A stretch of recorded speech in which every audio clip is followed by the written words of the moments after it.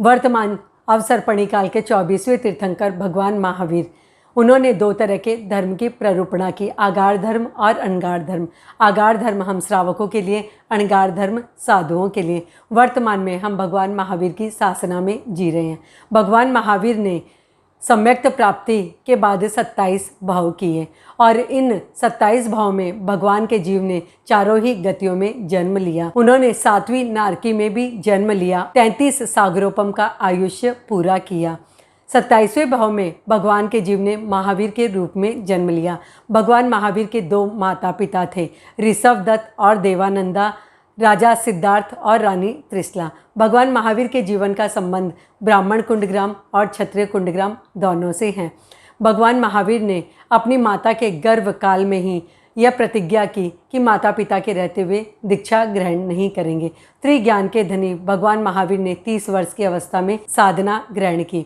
कहा जाता है इनके साढ़े 12 वर्ष के साधना काल में जितने परिसय, कष्ट और उपसर्ग उत्पन्न हुए थे, उतने 23 तीर्थंकरों के साधना काल के उपसर्ग को यदि एक साथ मिला दे तो भी भगवान महावीर के उपसर्ग ज़्यादा थे। 12.5 वर्ष के साधना काल में उन्होंने अस्थिग्राम में उत्पन्न उपसर्ग के समय 1 घड़ी की चरम और प्रथम नींद ली, जिसमें भगवान ने 10 स्वप्न देखे थे। भगवान महावीर ने 13 बोलों का कठिन अभिग्रह का तप किया था और उसका पालना चंदन बाला के हाथ से लिया।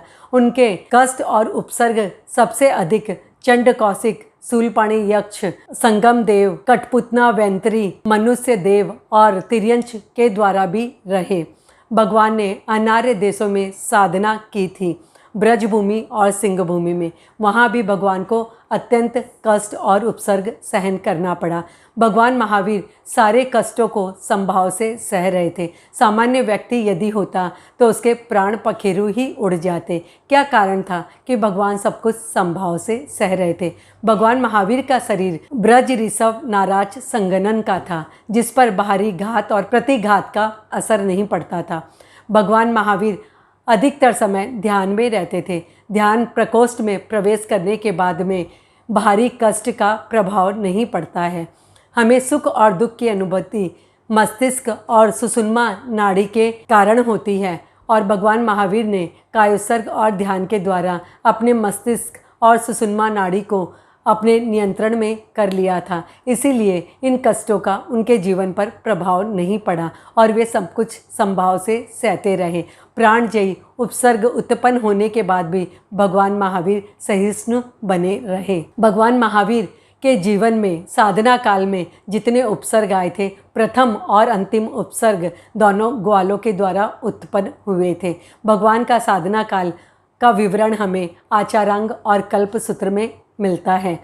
भगवान महावीर ने केवल ज्ञान की प्राप्ति की और उसके बाद प्रथम उनकी देशना खाली गई, क्योंकि उस देशना में मात्र देवी और देवता थे जो कि त्याग और प्रत्याख्यान नहीं कर सकते। भगवान महावीर का मध्यम पावा में संभव शरण लगता है। वहाँ 11 महापंडित और उनके शिष्य परिवार एक साथ भगवान के चरणों में दीक्षित होते हैं। इस तरह भगवान का शिष्य परिवार विस्तृत हो गया था।